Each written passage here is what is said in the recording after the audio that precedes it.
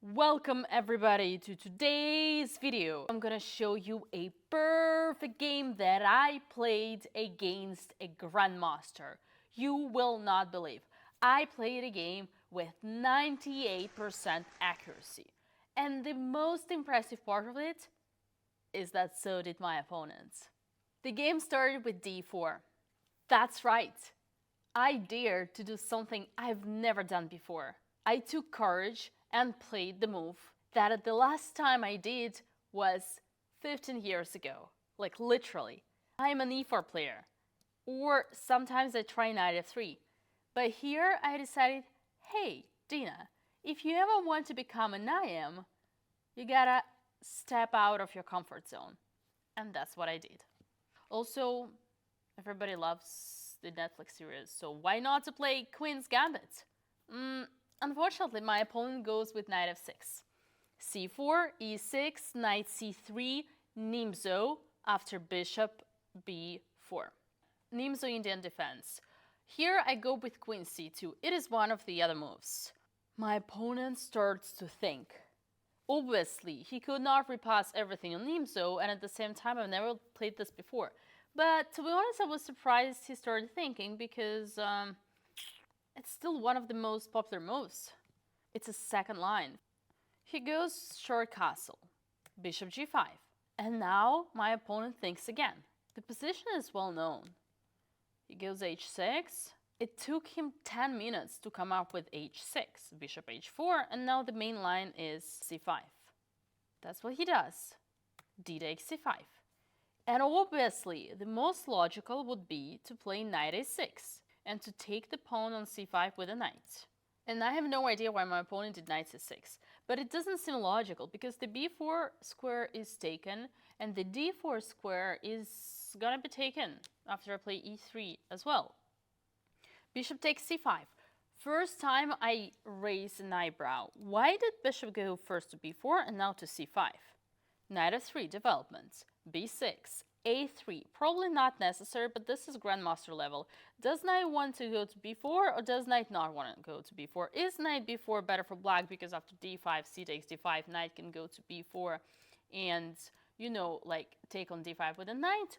Or is it only going to help me because I'm going to push my queen to go to d2 and even more pressure will be put on the d file?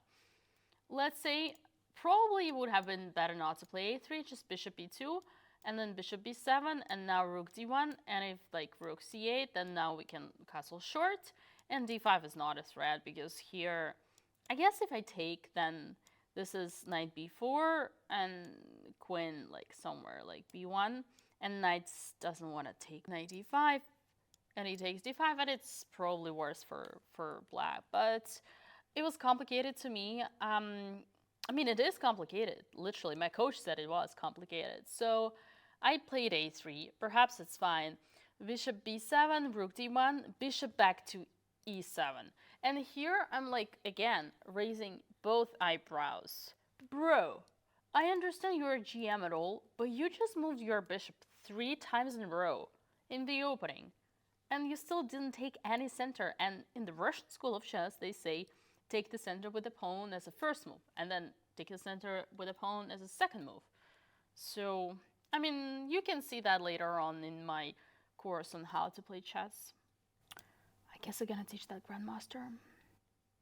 I mean, I did teach him in the game to some extent.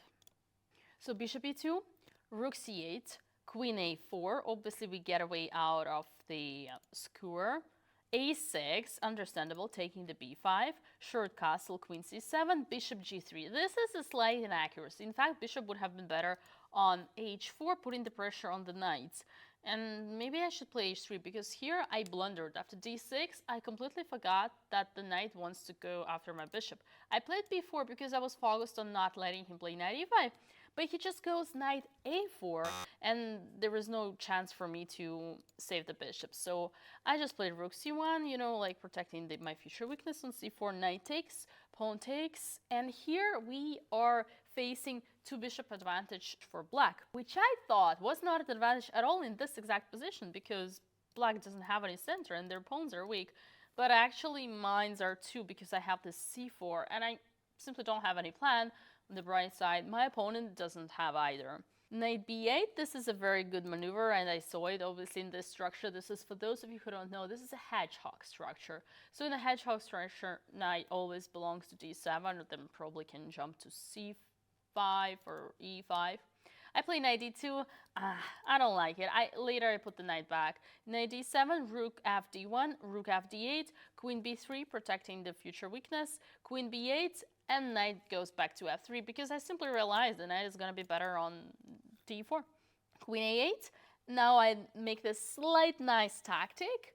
Knight d4, and this bishop g2 is losing because of f3 and bishop h3 and king h2, and this is beautiful. I just sack a pawn for a positional dominance after knight d5. This would have been always winning for white, I mean, at least positionally. So my opponent goes bishop f6, understandable, bishop f3.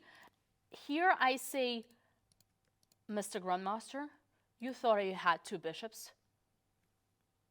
Too late, you don't. Knight e5, bishop takes b7, queen takes b7, and we have one bishop only against the knight. Knight c2 e2. I was worried about b5, but I think it doesn't work because I can just go back to c3 and then win the pawn. So basically here, you might know it already or not, but in any Sicilian, especially in hedgehog, the most important thing for black to do is to create a pawn push, a pawn break, either with b5 or with d5. So the whole point of black in these positions is to prepare those pawn breaks. While for white, which is for me, the whole point is to stop them, to play prophylactics, which is like the basics of Russian school of chess. You should know this by now. Rook d7, rook c3, rook c7, attacking the pawn 3 times, and I protected 3 times. Ooh, nice. Computer loves this move. Interesting. Why? Just protected the pawn. Here, queen e3, honestly, I was playing for a win. I was like, what are you doing? Like, what do you even want with your queen? I have a clear plan. I'm pretty sure that h5 would have been better just to take, advantage kind of on the sides. Remember, I told you already before, you have to move the side pawns as a crab, like this. So queen e4, f3, queen b7, and g4. This is where we go. And then the knight will go to g3, maybe to e4. g6, knight g3, I threaten knight e4, like pushing the bishop back, attacking the weakness on d6. Unfortunately for me here, which turned out to be fortunately later, my opponent manages to do what I told you to never let your opponent do, which is, you guessed it correctly, d5. By the way, do not forget to smash that subscribe button if you want to get better at chess, and put the like. C takes d5, rook takes c3, rook takes, queen takes, and we get an endgame. Unfortunately, black cannot take because then just queen c8 and then the pawn goes down. It's a double attack, so they have to take with a pawn, which creates a weakness, an isolated pawn. And I thought that I was better here because, like, an isolated pawn is blocked by the knight, which is the best thing to do. But it turns out I also have a weakness, and not one, but 2. After knight e2, knight c4 attacks 2 of my weaknesses on a3 and d3, and the bishop is strong, so it's probably objectively equal. Knight f4, attacking the d5, bishop e5. This is edgy. Now he wants to take on f4, pawn takes, and then have a passer, which would be really bad for me. So I thought I came up with the best move, which is g3, and if he does something, well, a5 is fine.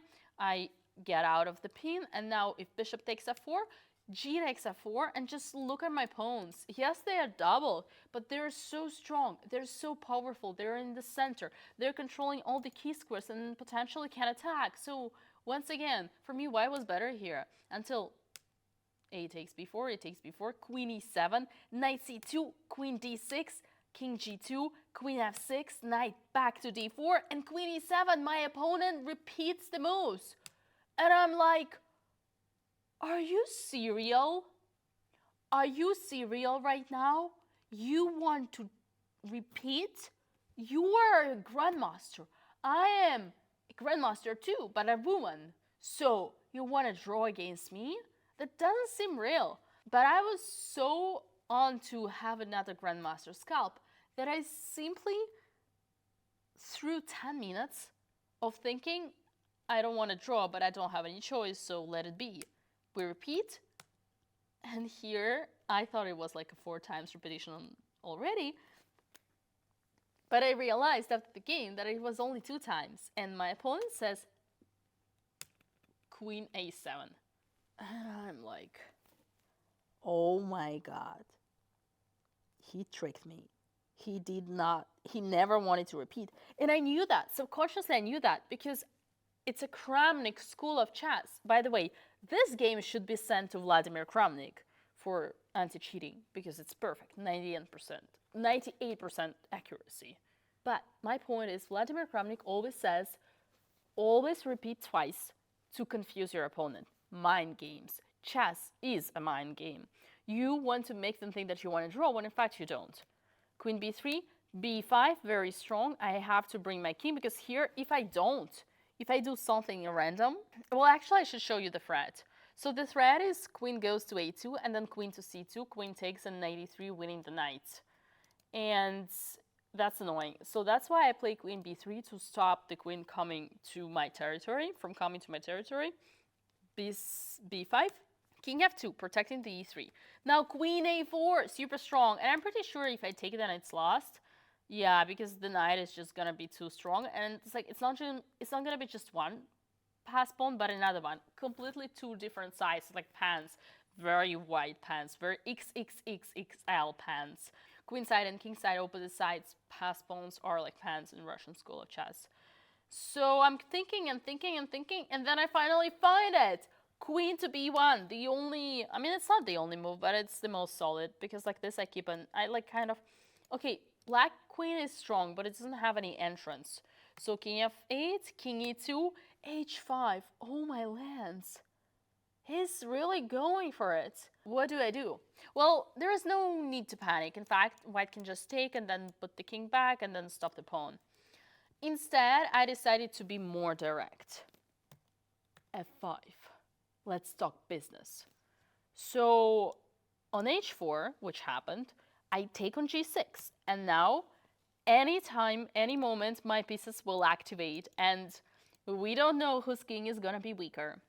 I play king f2, the key move, and now I'm in the pawn square, so the pawn does not want to promote without any help. He sends help, queen a7, maybe trying to like queen c7, but I always have f4 to block this diagonal. Maybe queen h7, but then I will activate my queen with knight d4 and knight e6 and queen g6, and everybody joins the party. So my opponent goes queen a7, but here I find the brilliant move. Again, not the only one, but the easiest. Queen a1, boom. And it turns out that black simply must take the queen. If they don't, then they're gonna be destroyed. Queen a1, knight takes e1, and even if they go h3, my king is still in the corner, so I have enough time to bring back the knight and protect the e3 pawn and like stop the pawn from queening and pretty much win. If they play h3, I'm pretty sure I will win because this was just a big pawn down. Knight endgames are just like pawn endgames. Like the amount of pawns matter. It doesn't matter as much in rook endgames, for example, because we say rook endgames are all drawish, like even if you're pawn up. I mean, it depends on how you play, obviously. I mean, trust me, on your level, nothing is drawish. They ask you how you are, you just have to say that you're fine when you're not. So g5, knight c2, knight e5. Here, actually, after the trade, my opponent offered me a draw, but I obviously declined. Who am I to accept draws from Grandmasters? I mean, I'm Dina Belenkaya, women's Grandmaster. This is better. I have an extra letter in front of my title. Knight e5, knight to d4, knight d3 check, king g2, knight takes b4, knight takes b5. The last pawns are getting eliminated. King back to f2, protecting the e3, king e7, knight to c3, king e6, knight to e2. I'm trying my best. King f6, knight g1. I'm going to h3, d4. We take. The last pawn's getting changed, and here there is this beautiful way of finishing the game. Knight g5, knight takes g5, and f4, and then we take, and then it's a draw. I didn't find it. I didn't see it. I started tilting. I play king f2, king to d4, king e2, and I was worried he would play knight f2. takes, then I play king f2, and then he pushes h3. And if I go king g1, there is king e3. Don't forget to smash that subscribe button if you want to get better at chess. g5, king takes f3, g6. I'm almost finished. The cleaning lady is kicking me out. I'm almost done, guys.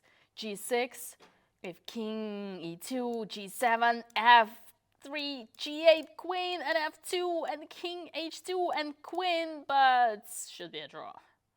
Queen c4, the fastest. Okay, that didn't happen. I was just afraid because I made the last move on 6 seconds, but obviously it doesn't work, so he went king e5 without any risk, and king e3, white offered a draw, and black agreed. That was a perfect game I played against the strongest opponent in this tournament that I ever faced.